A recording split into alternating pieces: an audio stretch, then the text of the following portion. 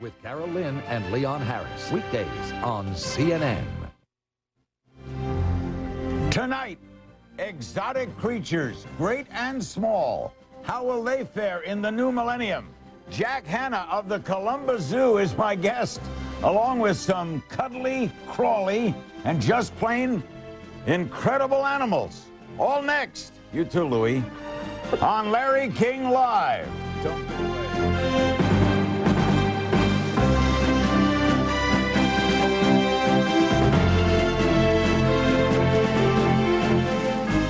It's our Millennium Month on Larry King Live, and we've been having great guests, saluting people from all walks and all age groups and all titles and all type veneers. And tonight we salute a guy who's been a regular on our show for many, many years now, Jack Hanna and his traveling troupe of animals. Tonight we're going to concentrate on what might be here and might not be here in the next millennium. And for the first time ever, Jack, we have an orangutan. Orangutan, right. And Brian is his trainer from Universal. And the orangutan, Larry, is an animal that might not be here in the next millennium. And if people want to see the orangutan further, we'll be on the Rainbird float, the Rose Bowl parade, a magnificent float that represents the rainforest. And that won last year, right? It won last year, right. You will be on the float with Louie. With Louie and Brian. And that's, if you've ever been in a 2.5-hour float with an orangutan, is it fun, Louie? Is it fun? Yeah, I thought Louie likes it. But the orangutan, Larry, is called the old man of the forest. That's what orangutan means in Borneo and Sumatra, because they look like an old man, as you can see there. They're very, very intelligent animals. They actually, the male and the female only come around during breeding season. This male gets quite big. They can be 300 or 400 pounds. They actually have a, they live in the rainforest, in the trees, Larry. They spend most of their life in trees. You can see, go ahead and touch his hand. And the feet are just similar to his hands. They eat like vegetables, bark, leaves. They're very, very good parents. The mothers are. Darwin would love this, right? I mean, oh yeah. Come on. I mean, the animals are 98% of their gene pool is like ours, is what they say. But Louis seems. What is the? He likes me. What is the fear that he could be extinct? Why would he? Well, because all the rainforest, as we've heard around the world, are being chopped down, especially in that part of the world. People need fuel. They need the wood. They need the farming. And this animal, without the rainforest, does not have a chance. In the American Zoo Association, they have what they call the SSP, where all these animals are monitored. And this one's not in the SSP because he's part Bornean and part Sumatran orangutan. Now, you get the feeling he understands us. Oh, yeah. This animal knows exactly what's going on. Brian is his trainer there and knows exactly. Over there, but he knows like he's in a television. He kind of has a sense. Yeah, he has a sense. And you can see their animals notice the teeth. They do bite very, they do not make good pets. Thanks Some people for try telling to. me this at this time. But no, he's Louie. That's what I thought. How you like this show? You like it? No. Hey, Louie, you want to come back? Okay. You like Larry King Live, Louie? But you should see these. Hey, there go Louie, man. You should be a trainer. You should see these animals over there in the rainforest. Brute Galdicus has done a lot of studies with them, and they're magnificent, just the way they can swing from tree to tree just by like hundreds of feet. They never touch the ground and go with the roots and the vines and just go right through the rainforest. Again, they live to be 50 to 75 years old, so they live quite a long time. They have a big sac underneath their throat here, which allows them to vocalize as well. Louie, you were a big hit. We'll have you back at the end. Okay, now where does Louie go? He just leaves? Yeah, Louie's going to take a break. Wears his pants and off he goes. And now we got, what is this? This is that's the porcupine. This is the North American. A North American porcupine and a South American porcupine. This is a prehensile tail porcupine that the Jacksons have. And notice the prehensile tail means that these animals can actually hang in the tree. There you go. And notice the nose on the prehensile tail porcupine. This lives in South America. Let go of my hand there, buddy. And this lives in North America. Now, the porcupine does not throw, but be careful. Yeah. You shouldn't do that? Well, yeah. Well, you get quills in your hand. And that can your hand? Oh, yeah, and that can cause infection. They don't throw their quills. You actually have a barb on the end of that quill. That quill, the minute you touch it, will go right into your hand. They release it, and this is the way, is their means of defense. Now, the only animal that can really take these down a lot of times is a mountain lion. Can actually turn them over, and their belly is soft underneath. What is their future? Their future is real good. These are considered a pest in most parts of the country. Even though I like the porcupine, they eat like leaves and bark. This animal in South America, again, spends most of its time in the trees, about 99% of its time in trees, where this animal spends most of its time on the ground. So these are the two types of porcupine. Are they friends? No, these are different parts of the world, really. Okay, right. We got a beaver coming, huh? Yeah, we got a beaver coming. Uh-oh. Beavers are an animal. Say goodbye to porcupine. Hello to the beaver. Park College. Now, this beaver here, Larry, is an animal that is the second largest rodent in the world. And the beaver. This is a rodent. Right, and you can see the tail here. The tail is used to swim. See this beautiful tail? Beautiful. Also a means of warning. A lot of people do still use the beaver as a coat. The beaver is a real family type animal. They actually make their dens. You've seen a big beaver dam? And then they actually go up under the water and then have their babies inside the beaver dam. They can take down a huge tree in a matter of hours. I don't know. Widely found in America? All over the place. Again, these are considered a great pest by a lot of ranchers, especially out west in Montana. Pest, right. You know, they obviously, the this beaver. This is one that bit you on the Letterman well, show, not right? this one. I know that one almost took my thumb off. They feel the fur on the beaver. The beaver coat's probably one Bit you and I'm feeling the fur. No, this is not the same beaver, though. It's just so soft and warm. Ooh. That's how the beaver can... A beaver coat's expensive? Oh, yeah, but obviously I would never hurt a little beaver here. The beavers, the baby beavers are born with their eyes open and they can swim within 2 hours. They're so buoyant with this fur, they can actually swim within 2 hours. There's nothing cuter than a baby beaver, but beavers are my favorite. Even though they did bite me, they're still my favorite. And I think we got one more coming in this. All right. A mountain king snake. Right, this is a mountain king snake from Moore Park College. Colors. Now, isn't it beautiful? Now, they say that they're not, the venomous, you can tell, Larry, about, let me see, it's black on white. What's that saying? I better be careful, I don't think this one's... Wait, you're not sure if it's venomous? No, that's like a coral snake, you know, black on Is this red. venomous? No, it's not supposed to be. Wait, but don't give me supposed to. No, it's not. It's Is this venomous? No, this is from California. And What does that mean? California is not venomous? Well, I don't know. I don't think, they would never hand it to me. But look at the beautiful colors on this animal. Again, a very, an What animal... if someone wanted your job and just handed it to you? Yeah, that's a good... It's a cutthroat business, Jack. Right. This is a beautiful snake. Isn't that beautiful? It's like a... I'll hold it. Always hold him with 2 hands because you don't want to hurt his back or anything. Yabbo. No, but he won't- Yabbo, yabbo, yabbo. I don't know what yabbo means, but it means get the snake away. But again, an endangered animal, just because it's a snake, it serves a great purpose in nature, controlling rodents, and lives here in California in the mountains. Obviously, with overpopulation, this animal has a tough time as well surviving. We're going to take a break and be back with more. We've got a turkey vulture coming, an otter, an owl. It's our millennium treat. Whoa, and there's something flying around. On this edition of Larry King Live with Jack Hanna, Director Emeritus of the Columbus Zoo, he'll be in the float that won last year in the Rose Bowl Parade right here in Pasadena. Tomorrow night, the Dalai Lama and Billy Graham. We'll be right back.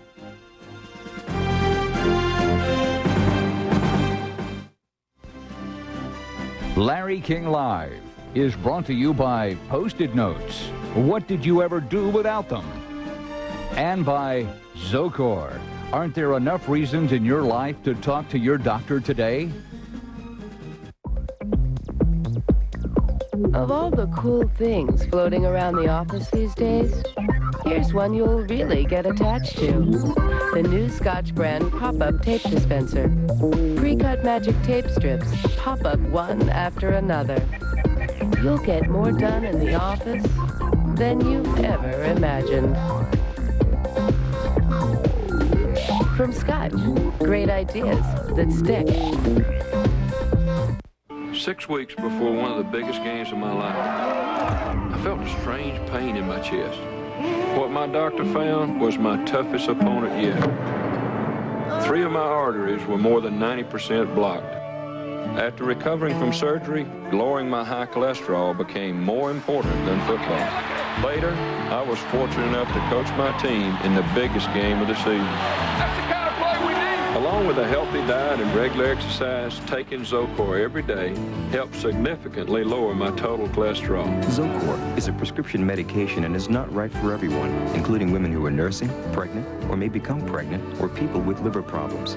Your doctor may do blood tests to check for liver problems. Because serious side effects can result, tell your doctor about any muscle pain or weakness you experience while on Zocor and about any medicines you are taking. When diet and exercise are not enough, talk to your doctor about Zocor. Take care of yourself. It's your future. Be there. Critics are calling Anna and the King a spectacular epic. One magnificent journey, both romantic and thrilling. It's one of the best films of the decade. Anna and the King, rated PG-13. Now playing. CNN will usher in the new year live from every time zone on the planet with 60 of its top correspondents bringing you the global celebrations. Millennium 2000, 100 hours of non-stop coverage on CNN. We're back on Millennium Night on Larry King Live. It's Millennium Month, at least I think I'm on. I don't see my... There I am. Anyway, Jack Hanna, Director Emeritus of the Columbus Zoo, is the host of Animal Adventures. He's seen worldwide on television. He's going to be in the Rainforest Rendezvous the float that won last year in the Rose Bowl parade. And what does he have with us now, Jack? Well, this animal, Larry, is a turkey vulture, and the vulture is found anywhere from the Patagonia in South America, way down at the tip, all the way up to Canada. They're found everywhere. And the vultures may not be an attractive animal, but this animal is an animal that takes care of all the dead animals that we find on the road or whatever it might be. They eat carrion, which means dead animals. So that's a true story about the vultures. They swoop down on the dead back. Right, they don't kill anything. Right, anything. Right. Look at their talons. See the talons? Oh, well. Don't upset them, You're right. Jack. Look at their talons. If that was, for example, a hawk or an eagle, that would go right into you. But they have a hard time even balancing themselves. But what they can do is soar for hours without ever moving their wings. You'll see them outside of California just soaring over the thermals, looking for dead things. Also, they throw up a lot. Now, what he'll do is throw up right before he takes off to lighten his weight, or he'll throw up to keep other animals away from him. The smell will keep predators. And he's called because he looks like a turkey. Yeah, looks exactly like something like a turkey. And the animals are, again, one of the birds that are found all over Ohio, all over the United States, down into Patagonia, South America. And it's from Moore Park College, the greatest teaching zoo. And by the way, Moore Park College is in California. We only have a couple of teaching zoos in this country, colleges, and one's in Moore Park right here in California. Well, who goes there? Veterinarians? No, just zoologists? Individuals that might be 18 or might be 35 years old work with animals. Okay, turkey vulture, what's next? Our next animal here, bobcat. This is beautiful. This is a bobcat. And we'll let the bobcat come Turkey up here. vulture makes wind. Right. The bobcat's an animal, Larry, found mostly in North America again. It's not the largest cat in North America. The bobcat, we've had the cougar on here before, but not the bobcats. The bobcat is an animal that actually urinates to mark its area. They have a very distinct odor. They have a bobtail. You can see, I don't know if you can see that on the air there. The bobcat, that's how they call that, the bobtail. This is a young one. You can still see the spots on this animal that'll disappear eventually as he grows older. The bobcat is also an animal that can take down deer, injured animals out west. The bobcat used to be found all over North America. There are some states now where it's been eliminated due to trapping. Why is it called a bobcat? Well, because of the bobtail. See there? Oh, yeah. See there? Again, the second largest cat we have in North America. Is that as big as they grow? No, this is just a youngster, only 8 months old. He'll get maybe about another 10 or 15 pounds. But they can also take down, believe it or not, some deer and stuff that are injured, even though they look small. But mainly the rabbits. They turn a lot lighter in the wintertime. A beautiful face. They really do, don't they? And their claws. They got excellent eyesight, excellent hearing, excellent sense of smell as well. Okay. See, he's being real nice now. Boy, look at that. Oh, he's posing. Also, a lot of times you see them at nighttime. They're very, very nocturnal. That'd be great. Our next animal? The otter. The otter. Now, the otter here is an animal that's from SeaWorld in San Diego. Right down the road a piece. Right. And they do a tremendous job with the Asian small-clawed otter. What is this here we brought on? Let's see what he does here. I think it's a shell there. Don't mess with the tape. Now, the otter, Larry. What is an otter? An otter is an animal. We have the North American river otter. We have the North American otter, which is found in a lot of our streams. In Ohio, it was extinct, and now we brought it back. This is an Asian small-clawed otter from Asia. They actually have one otter. Where's that large otter from, the big giant one? The big giant one from South America? From South America. These otters, Larry, are as long as this desk. You should see these giant otters. He swims? Oh, yeah, he swims incredibly well. The fur there is something like the beaver, very, very light, is very, very buoyant. If you've ever seen otters playing in streams, they're very, very intelligent. That's a little shrimp there he should have pulled out of the shell, but he didn't. Again, that smells. They're a threatened animal, not endangered, the Asian small-clawed otter. Threatened means? Threatened means you have threatened species, then you have endangered, then you have extinction. So you don't want this animal to move up to endangered. Though his face, he looks like he's intelligent. They're very, very... He looks like he makes decisions. Yeah, when you talk about intelligence, this animal is intelligent from the standpoint of its family, how it plays, how it takes care of its family, that type of thing. And SeaWorld has one of the largest breeding programs of any institution in this country as far as the small-clawed otter. You like SeaWorld? Oh, it's the work they do for conservation, not just when you go there to see Shamu or all the beautiful shows there. The work that they do in the wild is what I appreciate. Jack Hanna is with us. We have one more animal in this portion. Is the owl an animal? Yeah, the owl's an animal. Obviously, we have... I mean, it's not a bird. No, it's a bird. It's a bird, but it's in the animal category, obviously, animal kingdom. This is the barred owl, and the owl is an animal that's obviously nocturnal, but what some people don't realize is the owl can actually hunt in total darkness. Even though they have excellent eyesight, the owl can actually hear. The echolocation of the owl is the finest of any animal in the world. He could be in a barn area that's totally dark and found a mouse in a corner. They have talons, you can see there, how they grab down, unlike the vulture does. He can swivel his head fully around? No, not fully around. He just goes about part way around. He went all the way around, you'd twist his neck off. Does he blink? They do blink, yes. And you may say, people say it's intelligent, owls are very intelligent looking. It's not that Wise old owl. Exactly. Wise potato chips. Right, that's right. Hey, they named it Wise because like what the owls want. But you know something?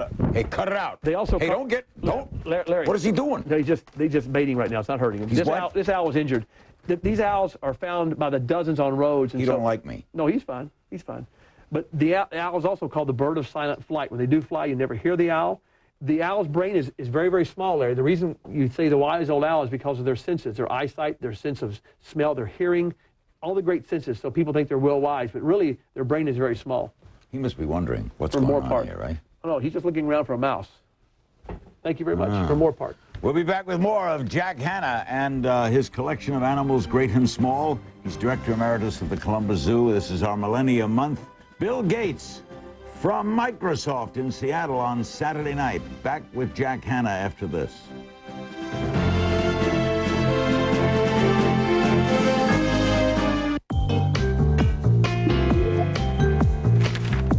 Ever wonder why the Sunday paper is so huge? Could it be because we have more free time on Sunday? Now Sprint gives a little free phone time on Sunday, too. 1 hour free every Sunday night with Sprint Nickel Nights. Just call 1-877-4-NIGHTS now and switch to Sprint Nickel Nights. You'll get 1 hour of free calls every Sunday night for the next 6 months. And with Sprint Nickel Nights, you'll also get that great 5 cents a minute rate all night long, every night of the week. 1 hour free Sunday nights. It's Sprint's way of giving you free calls for when you have free time. You know, for catching up on all the really important news. Family, friends, life.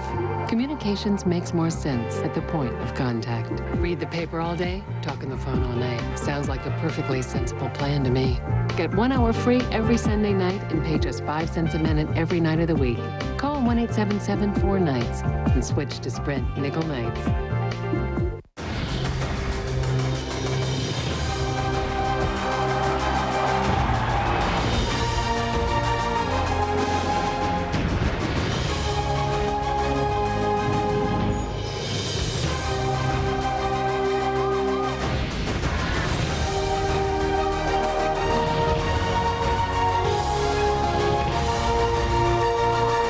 Millennium 2000, New Year's Eve on CNN. Monday on CNN's Larry King Live. What a way to kick off the year 2000. Monday in her first live primetime interview, Monica Lewinsky will be Larry's special guest. That's Monday, 9 Eastern on CNN. Tonight on CNN Newsstand, the end of a century, the dawn of a new millennium. Cities around the world prepare for parties and hope for peace. A New Year's Eve to remember, the plans and the precautions. CNN Newsstand, tonight, 10 Eastern. We're back on Larry King Live, and we now, another first, the orangutan, we didn't have one of them before, another first on Larry King Live with Jack Hanna, an olive baboon. Right. And believe it or not, Larry, at Moore Park, they teach young people how to become Park is college. Okay. The zoo college. They teach young people how to take care of animals. They have like over 100 and something animals up there. And this baboon has had over 50 trainers. It tells you the expertise that they teach there. Because a baboon responds, obviously, the trainer here, and he's learning how to train an animal such as this. Now, the olive baboon, they're in groups of 100 or troops of 100 to 200 animals in Africa. When we see them, I like to watch the baboon because they actually will hunt. They actually hunt in troops. They actually say that a baboon will, if it's a sick lion or something, will try and take down the lion. They can take down a lion? Yes, a sick lion. They'll actually hunt in big troops together. They live on the ground. They're not like a lot of monkeys. They're in a monkey family. Like a lot of monkeys live in trees. This animal, you'll see them always on the ground looking for worms and grooming each other like this. I better not groom him. Why did you tell me not to touch him? Well, because I just, I have respect for a baboon. If you see their teeth, I don't know how his teeth are, or her teeth, but you just really don't want to, run around and play with a baboon. So, yeah, good thinking. Yeah, I thought it was. But they're very, very agile. You can see here in a minute, they'll let Rosie jump here in a second. Let's see if she'll jump right here on the desk. And see let's see what she'll do here. Sit. Rosie, flip. Flip. No, flip. Flip. She's studying. She likes to jump. That's okay. But you notice their hands and their feet. Again, look at not the similarities between the orang and the baboon. The orang is an ape. This is a monkey, what we call an old world monkey, because Africa being old world. Right. In a minute, we're going to have a new world monkey on to show you the difference. Okay. But again, they have very good teeth. They look for grubs, insects, and worms, and they do a great job with it. Thank you. Thank you, Rosie. What's a kinka? What's this? All right, this is a kinkajou, or a honey bear. I don't know where my little treats are there. Here you go. Come here. The kinkajou, Larry, is found in South America. It's also called a honey bear because they spend a great deal of the time in the treetops looking for honey bees that bees have, as well as eating nectar out of fruit. They have a prehensile tail. You can see it around my neck here. Yep. Yeah, there we go. You can just stay on you. They're excellent tree climbers. 99% of their time are spent in trees. Central and South America, this animal is used as a pet a great deal in the 50s and 60s in this country, and they stopped it because the animals was becoming threatened, and so they no longer in the pet trade. Plus, the animals can bite and put a pretty good bite on you as well. Like the ferrets, was there a dispute over it? Well, not really. The ferrets are more of an animal that is raised domestically, but this animal is an animal that's very difficult to care for because they are nocturnal, Larry. These animals are only come out at nighttime. No longer a pet. No, okay. No longer a pet. And now we have a fennec fox. A fennec fox. What is a All right, wait. Now, what we have here, Larry, from SeaWorld, is an Arctic fox. And Bill, I'll let you hold it right there with Larry. You hold it. And I'll let you, this is a fennec. This is a fennec right here. This is an Arctic. Right. This is a fennec. Exactly. This is an Arctic. I'll let you hold the fennec fox. Nice color. Well. Thank you. I can pet him? Whoa. She's okay. Just pet his back. Fox, I don't think he'll go off the front here. There we go. Now, the this fox is a hunted there, animal. Let's get mad. No. The Arctic fox, Larry, this is a blue-phased Arctic fox, not the white phase, obviously, that we think about in the Arctic. The foxes are very intelligent animals. The fennec fox you see over here is the smallest fox in the world. There are different species of foxes, this is being one of the largest. Foxes are obviously still hunted for their fur. They're intelligent from the standpoint that I have a chicken coop. Hey, wait, see what he did? I have a chicken coop. You like to go for your hands. No, you're right. I have a chicken coop in Montana, and they can actually get into anything they want to. That's how intelligent they are. They run in little troops. They're fast, too. Exactly. The fennec fox now is found in the Sahara Desert in Africa. Their big ears are used, Larry, when the animal gets hot in the desert. It's like an air conditioning, like an elephant. These eat insects and worms, whereas this fox here would eat like small mammals. Now, they're both foxes. Exactly. Would they be friends? Not really, no. They're from different parts of the world, and you could probably, I would say this fox here could even maybe eat this fox. So I mean, he wouldn't know that this is a fox as well. He wouldn't know it's a fox. No, he wouldn't. Would they breed? Well, then you'd have a real funny fennec-looking fox. Funny fennec fox we'd have out of this. So an Arctic funny finny fox. But I wanted to show people the smallest fox in the world from the Sahara Desert that also is nocturnal, and then obviously our fox from the North American continent from SeaWorld. Do a great job. And these are not threatened or endangered, by the way. And their fur is wanted too, right? Oh, or yeah. Not wanted. Oh, yeah. Yeah, it still is raised commercially as well. Thank you for bringing those up. And this our next animal here was something that foxes. We're going to bring him on? No, I think he's on next. The cougar cub? Oh, the cougar? No, we're going to bring these on here. I want to bring these on. An extra added attraction, not called for, but we were talking a plus bonus for our viewers. We were talking about furs, and you can let Larry touch this. This is probably the softest fur in the world, the chinchilla. Oh, isn't that amazing? Yeah. And you've heard of chinchillas? Wow, that's why these coats are so much. Exactly. Whoa. Now, these are raised, obviously, commercially. But to make a coat, you need about 100 chinchillas. Right. The chinchilla, believe it or not, was found in the Andes in South America. And those animals almost went into extinction up in the Andes. They live at altitudes of 15 to 20,000 feet. They eat, like, just obviously grasses and that type of thing. He looks very nervous. Not very. No, he's fine. That's just the way the fennec fox is. I mean the chinchilla. See, you're scared of fennec fox, too, huh? No, not scared. But a lot of people do raise these, some as pets, some commercially. The chinchilla is an animal that also bathes itself in dust. That's how they stay clean, by bathing in dust. So we give them dust baths all the time. Wow, but that fur. It's beyond anything you've ever felt. It's almost like it's not even there. It's so soft. It's unbelievable. Yeah, and keeps it very, very warm. And that's his friend. Yep, these are friends. These are buddies here. You can see the different colors. They actually raise different color of chinchillas. Friends. They like each other. And they're buddies. We're going to take a break and be back with... I like the fennec fox. We'll be back with more. Hey, look what's coming. Yeah. Don't go away. This is coming on Larry King Live. Don't go away.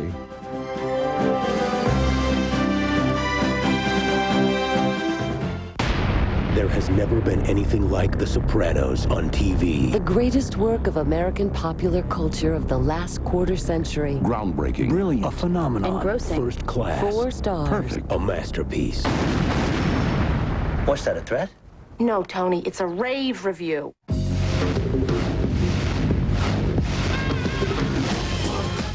How are you feeling now? Good, fine. Back at work.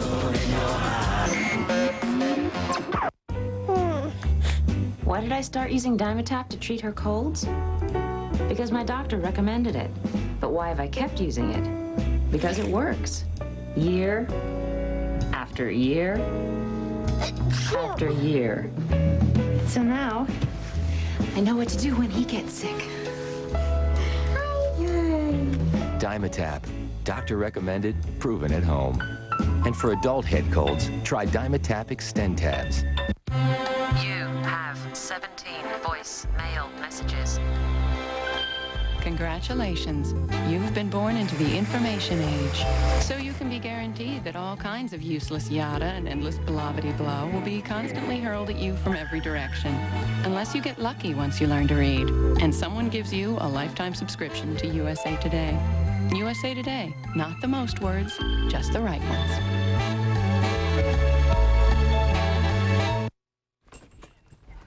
We're back on Larry King Live, I think. I don't see myself, but I assume we're back. Oh, what is this? These are cougars or mountain lions. Nice, And, friendly You can go people. let that one down on the floor if you want to. Yeah, take him These are out. cougars and mountain lions, and there are two youngsters here from Moore Park. These are And, babies. Yeah, these are only 6 months old, and this is the largest cat in North America, Larry, the cougar, mountain lion, puma, all the same animal. Again, found in How big will Montana, he get? Idaho, Wyoming. They'll get up to anywhere from, depending on male or female, anywhere from 150 to 200 pounds. Again, a cat that's nocturnal, hunts at night. The tail here, as you can see, is very long, used for balance. Has the greatest leaping ability of any cat in the world. Anywhere from 20 to 26 feet they can leap in one leap. They don't have a growl. They have a scream that can literally, when you hear it, it'll make your hair stand up. You know it, right. Okay, what's next? The cougar cubs. Oh, yeah, no, this is a cougar cub. Yes. Right. Right, these are the cougar Okay, no, cubs. I know. What's following them? Oh, what's following them? Let me see here. Hold on just a second here. Spider monkey, I think. Let me see here. Oh, Go on. boy. We'll go down here. These could be, these are babies. They're just babies, right. These animals are all orphaned, too, at Moore Park. Okay. Now, the spider monkey that the Jacksons raise, they have a teaching program they go throughout California. This animal, Larry, was found in a dumpster outside of Los Angeles. Somebody had this as a pet, couldn't handle it, and put it in a dumpster. That's why he's got some deformity. So the Jacksons took this and are raising this to teach people not to have these animals as pets. This is a spider monkey from Central and South America. He's just going to sit there. That's it. Now, Larry, this has a prehensile tail. This is a New World monkey, all right, meaning they're from Central and South America. And you can see what happened to this animal. It wasn't properly taken care of. This is what happens to people. They get these young animals. They don't know how to feed them properly. He has arthritis. Exactly. And he's... Well, just He likes me, right? Yeah, he likes you. He likes me, yeah. Just, I don't think he likes me. David. What do you say? I don't think he likes me. Yeah. She likes you better than me. Yeah. You go over back to Dave. Now, the spider monkey, Larry, lives in a lot of troops. He's nice. In the rainforest. They actually spend all their time in trees eating fruits, bananas, vegetables, that type of thing. But again, what we want people to realize... Oh, I'm sorry. I didn't mean that. No. I didn't mean it. Don't touch your Honest, tail. I didn't mean it. I swear I didn't mean You it. get him? I just wanted to touch your tail. Yeah. I had... There you go. He's fine. That's fine? This is a vocalization talking they do when they're in the rainforest. What's he like when he's ticked? No. A lot of times they communicate that way in the rainforest. Okay. All right. The All right, is it? conures. Now, what you want to do here, Larry, is I want you to hold both your hands out with your seed like this. They gave me little seeds Hold here. both your hands out. These are from SeaWorld. Take both your hands, and these birds will fly to us and hopefully land on our hands here. There we go. Now go over to Larry. That's it. The conures are beautiful birds, you can see, and they fly in the hundreds in Central and South America, where they're from. They're birds that live in the savannas, not in the rainforest. And look at the color on the birds. This is why Central and South America, Larry, have such beautiful, magnificent wild bird life because of all the rainforest, the trees they have. They eat sunflower seeds, as you can see here. They're very nice. Aren't they nice birds? And at SeaWorld, you can see these animals. Actually, when the public comes, they can actually even fly to the public. Do they have much of a lifespan? Probably anywhere in the wild, I would say in the wild, probably 3 to 5 years in a situation like They all SeaWorld. seem to be with me now. All of them seem to be with me, Jack, and they're getting to the hand. Yeah, here, they're getting past the nut to the hand. More seeds. More Okay. seeds. At this point, before we meet the sloth, I think we're going to take a break, okay? Okay. All right. We'll be... Bird in hand's worth 2 in the bush. Well, maybe 4 birds worth, whatever. We'll be right back on Larry King Live. If you've just joined us, yeah, this is really happening. They're getting on my skin, Jack.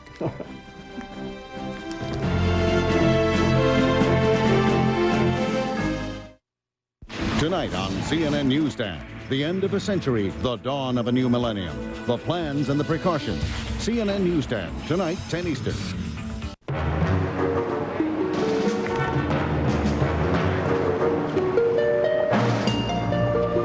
Some things have a way of changing your whole outlook, like the Chrysler year-end event. Because depending on the Chrysler you select, you can get a low lease or cash allowance or an attractive finance rate. The Chrysler year-end event. It can have a profound influence on you. Now, Daimler Chrysler will pay your excise tax on any new Chrysler or Plymouth vehicle. How do you beat American Home Furniture's guaranteed low prices? The American Home Millennium and Clearance Sale. Right now, at both American Home locations in Tualatin and Delta Park, everything is on sale at the lowest prices in our history. We've marked everything down, some items up to 50% below our already guaranteed low prices. You'll find incredible prices on name brands like Lane, Stanton, Broyhill, Eddie Bauer, Rose, Sealy, Lexington, and more. Don't miss this once-in-a-millennium opportunity at both American Home locations in Tualatin and Delta Park. 100 hours of Millennium 2000, only on CNN. We're back with Jack Hanna, Director Emeritus of the Columbus Zoo, host of Animal Adventures. He'll be in the Rose Bowl parade. They won the prize, Best Float last year. Rainbird float. And with Louis the orangutan. What is this upside down eating? All right, that's how they live, really upside down. It's a two-toed sloth from Central. Sloth. Remember the kinkajou and the conures? These all live together around the rainforest in Central South America. We've seen these in Costa Rica when we filmed, Larry. The animal literally lives its life upside down, as you said. They move so slow, it's very difficult for us to find them because they actually grow algae like moss on their back, just like a big They green are blob. comfortable upside down.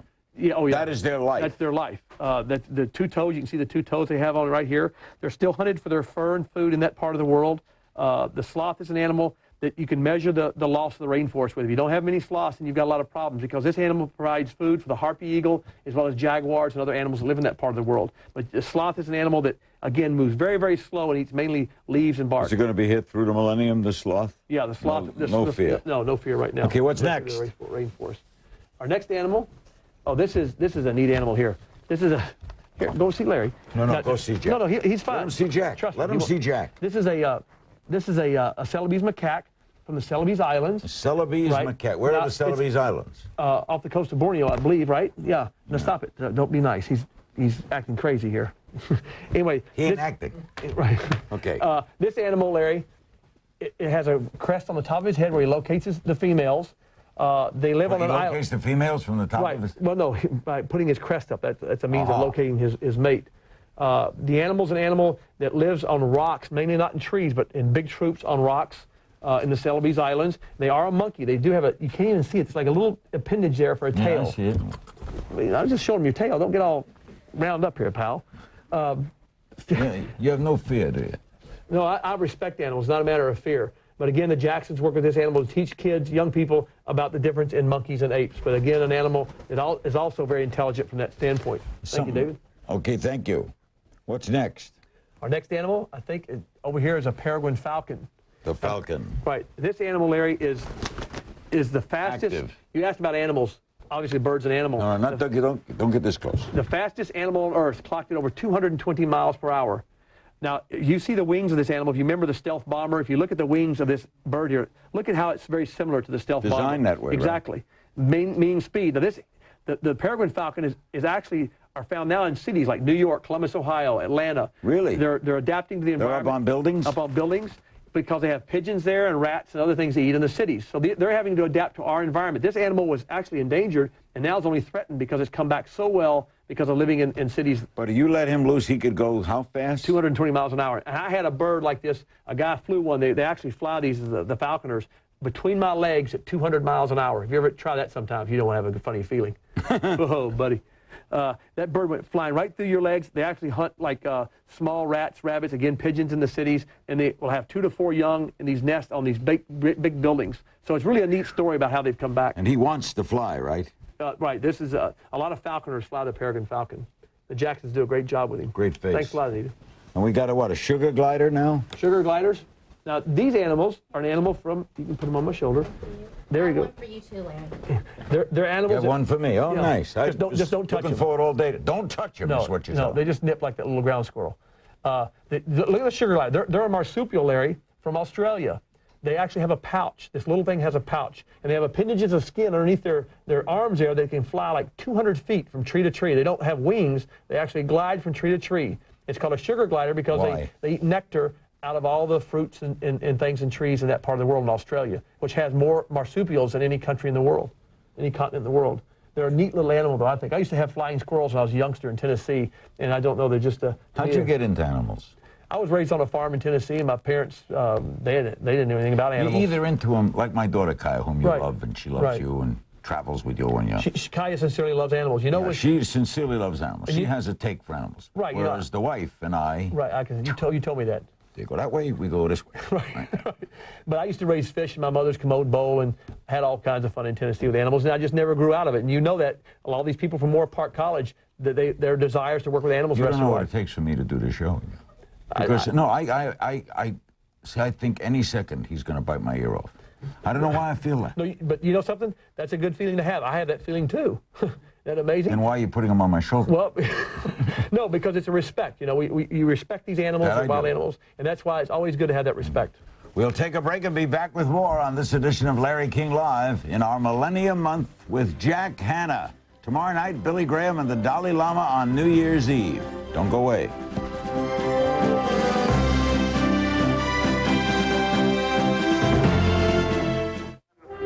The high roads of the future. The only thing we have to fear is fear itself. I tend to be a person who likes quiet New Year's Eves, and I can't think when I've been to a New Year's Eve party since I was a teenager. I like to be in a nice place when that happens, someplace spiritual. I'll just be catching a wave somewhere, eating a papaya smoothie, and playing with my kids. I think I'll probably be somewhere at some landmark, some site that reminds me of our ancient history, like the pyramids or Stonehenge.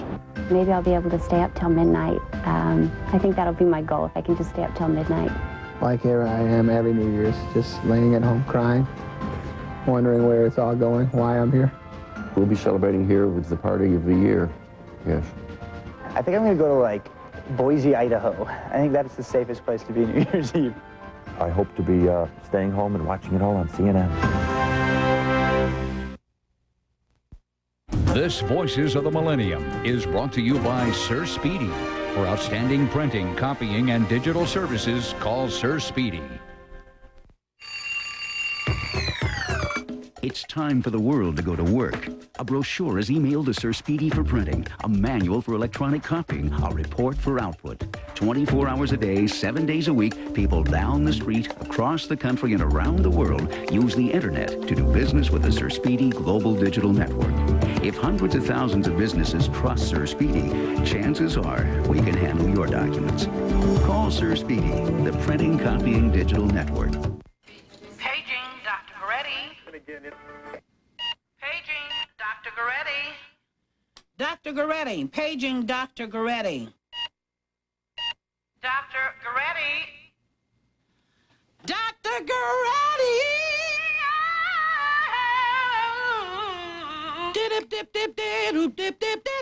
Are you a prodigy? Prodigy Internet. Doctor. 6 weeks before one of the biggest games of my life, I felt a strange pain in my chest. What my doctor found was my toughest opponent yet. 3 of my arteries were more than 90% blocked. After recovering from surgery, lowering my high cholesterol became more important than football. Later, I was fortunate enough to coach my team in the biggest game of the season. That's the kind of play we need! Along with a healthy diet and regular exercise, taking Zocor every day helped significantly lower my total cholesterol. Zocor is a prescription medication and is not right for everyone, including women who are nursing, pregnant, or may become pregnant, or people with liver problems. Your doctor may do blood tests to check for liver problems. Because serious side effects can result, tell your doctor about any muscle pain or weakness you experience while on Zocor and about any medicines you are taking. When diet and exercise are not enough, talk to your doctor about Zocor. Take care of yourself. It's your future. Be there. We're back on Larry King Live with Jack Hanna. What is this? What is this? He's Larry, begging. This is a capuchin monkey. Now watch how it, look at this. See there? Now you see how nature... He wants that nut. But we talked about intelligence. You know, that obviously this animal knows how to get into the nut. That would be hard for me to do, to take a nut that hard and break it like this. Now this is how the animal eats in the wild. The capuchin monkey, remember the organ grinders? They used to have these monkeys. That's right. Exactly. And obviously that's been stopped now because of this animal being threatened in Central and South America. They have the prehensile tail again, just like the spider monkey. These animals will be found in some similar areas. Now this onion, Larry, actually they find things like the onion in the rainforest, and they rub the onion all over their fur and skin and hands as a repellent for insects. or mosquitoes, that type of thing. Obviously, he doesn't have a can of a spray there in the rainforest, so he would use an onion like this to do that with once he finishes eating his nut here. Grinder's monkey. Now remember, Larry, this capuchin also, not this one, but some of the capuchins are used to help people that are paraplegics, turn on lights, open refrigerators, get food. So these animals are very, very intelligent from the standpoint of helping human beings. Now, obviously, these animals in zoological parks aren't raised for that purpose, but for animals that might have been adapted to humans, they have now used to help people that are in wheelchairs. Okay, let's see a tenrec. All right, a tenrec. Let me see what our tenrecs are. That's a boy. Here comes a tenrec. All right, here are the worms of tenrecs. We'll see if the tenrecs eat the worms. 2 tenrecs. There we go. Let's see if they eat the worms here. Tenrecs are from Madagascar, Larry. He's eating his. Right. They're like a hedgehog. You remember I think we've had a hedgehog on before. I love Herbie the Hedgehog. Right, but these tenrec are an animal that's very prehistoric. They're only found on the island of Madagascar. They eat worms and animals like that, some little insects. Oh, look how they love the worms here. Nobody likes me. Nobody wants me. But the animals have their protection, Larry. You can feel. Go ahead and touch them like this. You'll see what I'm talking about. They have a protection there. They also have a protection against snakes, poison snakes. We don't know why, but the venom on a poison snake cannot hurt these animals, and that's something that's being studied right now. Wow. They're really interesting animals. They really are interesting animals. The little nose, different than a hedgehog, which has more of a blunter nose. And they don't hide under it. Right. I mean, they roll up into balls, they dig burrows, and that's where they hide as well. Where is our tortoise? Our tortoise? Can we bring him on with them here? Yep, he's right over here. Okay. And this is one of the largest tortoises in Africa. Whoa, boy. This is found in the Sahara Desert. And the name of this is Sulcata tortoise. Sulcata tortoise. Look at, Larry, a lot of times the shell of a tortoise, is this a male or female? That's a male. A male. How do you know? Well, all right, look here. What we'll do is show you underside. Wow, he's strong. Can you help me, David? Show 70 pounds. Under there, you'll see in the shell here, when he mounts the female, that her shell will fit right like that. So the female a lot of times doesn't have this concave indentation here. Does that hurt or pleasure? When he mounts when he mounts the female. No, it wouldn't, because it wouldn't hurt, I wouldn't think. You wouldn't hurt? No, because he's got a nice indentation there. Okay. And this obviously is the home of the turtle. They have their own home right here. You know, that's their means of defense. They tuck their legs in. Therefore, the predators can never get to the turtle. Whether it's that when you hit his shell, that's nothing to him, right? No, it's nothing to him. This animal could fend most predators. Digs a burrow. Now he's looking now at the tenrecs. Right, but he wouldn't eat a tenrec. He don't bother tenrecs. No, this animal would not eat tenrecs. But I'll just move the tenrecs. And the tenrecs appear not to be bothered by him. Right, these are animals that live in 2 different areas of Africa. They don't even know what he is. Right. Now we introduce... This is a frog. This is a bullfrog from... Jeremiah. From Africa. And notice the protection on this animal. A lot of slime and stuff that some of this is slimy. Some of it's a neurotoxic poison, so make sure you wash your hands after you get done. You just don't put it on your eyes. But that's really how these animals have their defense. Is this, you feel that sliminess? Yeah. Yeah, well, don't worry. Just don't put it in your eyes. You'll be fine. But that's how the frogs keep moisture. And this is how also, Larry, we measure the rainforest by loss of amphibians. We have lost 40% of amphibians on the planet in the last 15 years. 40% of all amphibians. And that's something we can't keep doing. More with our animals, a preview of the millennium, and lots more to come on this edition of Larry King Live in Los Angeles with Jack Hanna of the Columbus Zoo and his famed adventure show, Animal Adventures, as well. We'll be right back.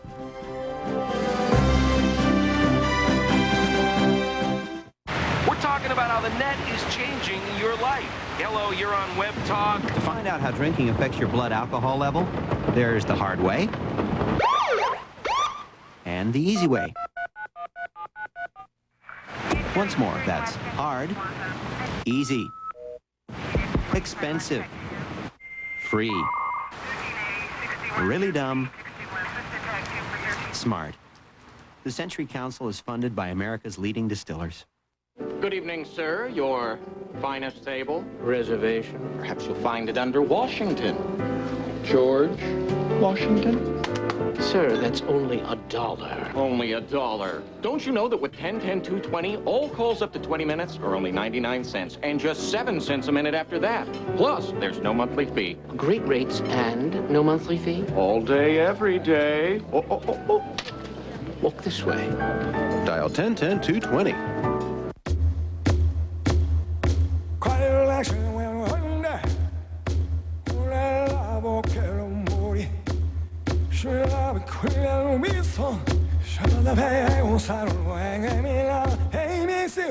Ever since man learned to communicate, there's been the need to learn how to cut to the chase.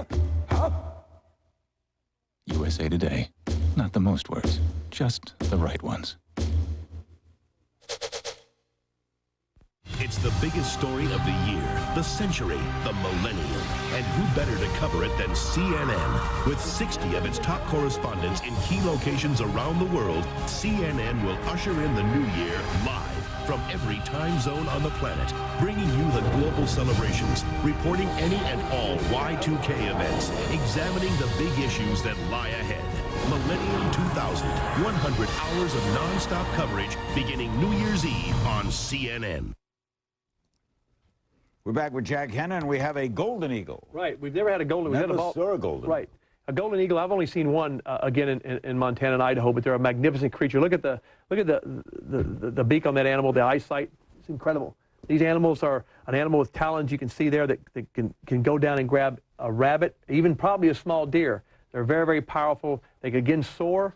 Their eyesight layer, they say they can read a newspaper at the end of a football field. I mean, their eyesight can go for miles as far as locating small animals in the grasses.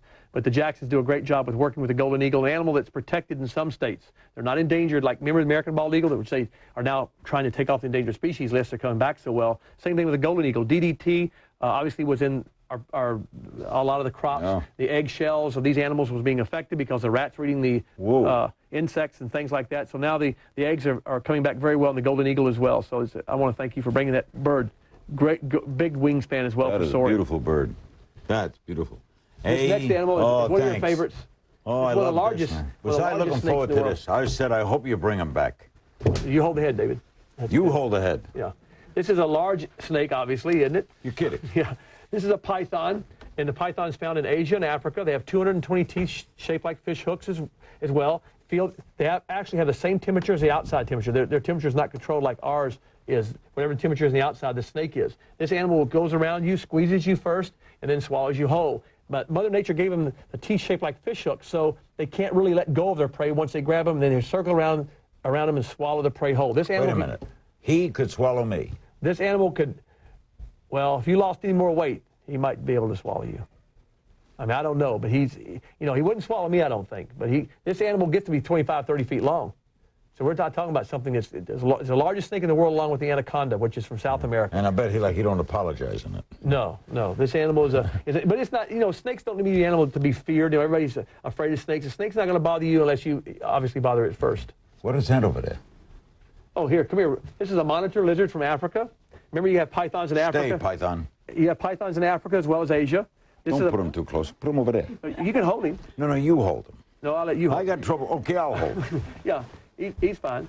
Is he fine? Yeah, Is he fine? Is he fine? Yeah. This is a monitor lizard from Africa. I've seen these 4 and 5 feet long, living a lot of, actually the ones I saw lived in the old termite mounds. They'll go after birds' nests to try and eat eggs and small mammals as well, but they love eggs. They love to get in birds' nests. Okay, this is the python, and that's the python, right. And this is the monitor, Savannah monitor. You hold that because we're going to close with him. Okay. We're going to take a break, come back, give you a preview of the millennium on Larry King Live and what's ahead on CNN, and then come back with Jack and an amazing little insect. Don't go away.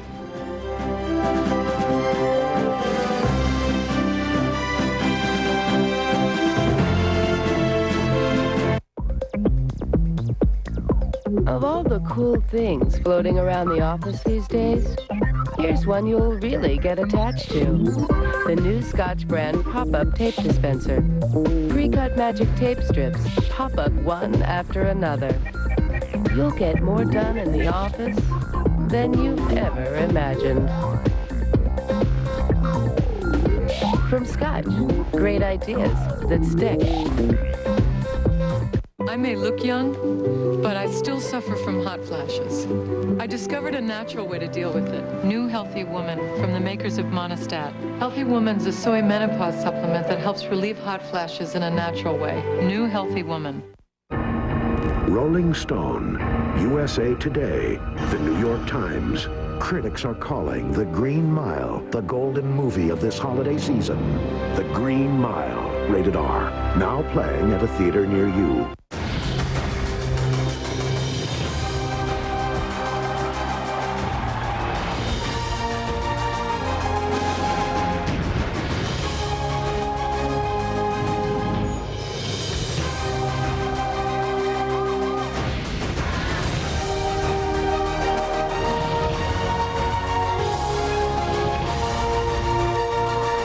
Millennium 2000, New Year's Eve on CNN.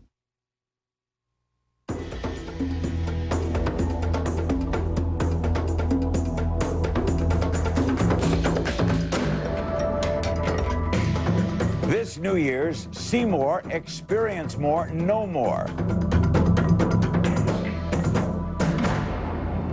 Be a part of history in the making. CNN brings you the world at 2000, hour by hour, moment by moment, as a new century and a new millennium unfold.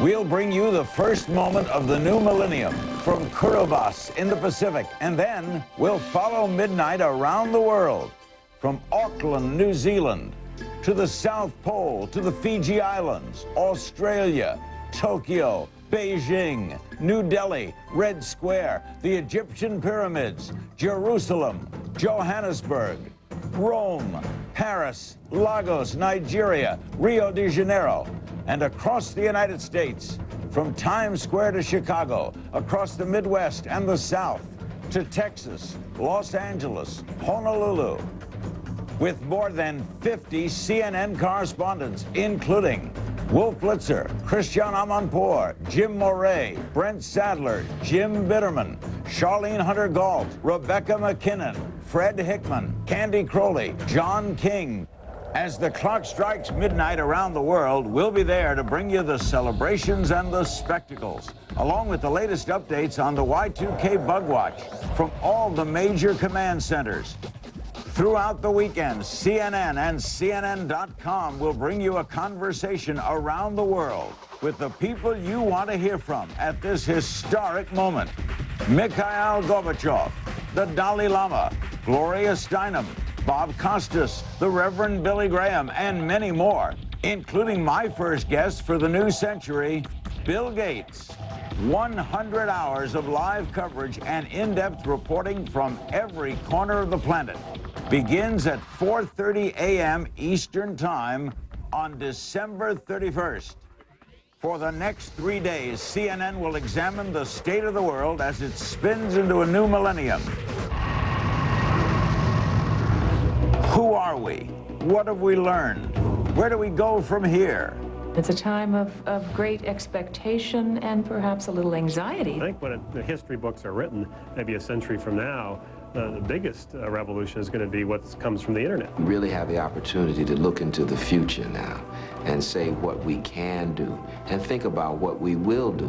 We'll take you to the world's hotspots, examine the stress of conflict and the seeds of hope. Freedom as a human idea will be the strongest idea of the next millennium. We have a big gap between economics and politics, and all of this will make for a need of huge adjustments in the next century. We'll tell you how the planet is changing before your eyes, how an epidemic of extinctions could affect us all. We'll look at miracles of faith and miracles of science. We have made phenomenal strides. We have really harnessed the power of science and technology to do good for human beings. Explore the world at 2000 with CNN. From human rights to natural disasters to designer babies. My vision of the future as a kid probably was more along the Star Trekian or the H.G. Wells or the Orwellian future. There was like a mixture of fear and also a lost in space hope that there'd be food pills and jetpacks, and I really thought we'd have our jetpacks by now. We'll look at everyday life in the 21st century. How and where will we work? What kinds of families will we have? How will we travel? What will we learn about our brains, our souls? The future is very good for religion. I mean, people are beginning to realize that we are spiritual beings. I have some sort of optimism. Things, I think, will be, the next century can be more peaceful, more harmony, more friendly. Join CNN to ring in the new year, the new century, and the new millennium, beginning at 4:30 a.m. Eastern on December 31st. Happy New Year. Happy New Year. Tunali Nyakomcha. С Новым годом всех! Happy New Year! Happy New Year! Happy New Year! كل عام وأنتم بخير. Sunny Fala! Happy New Year. Buon anno, Happy New Year. 明けましておめでとうございます Prospero año. This is my first time celebrating a new millennium. CNN's Millennium coverage.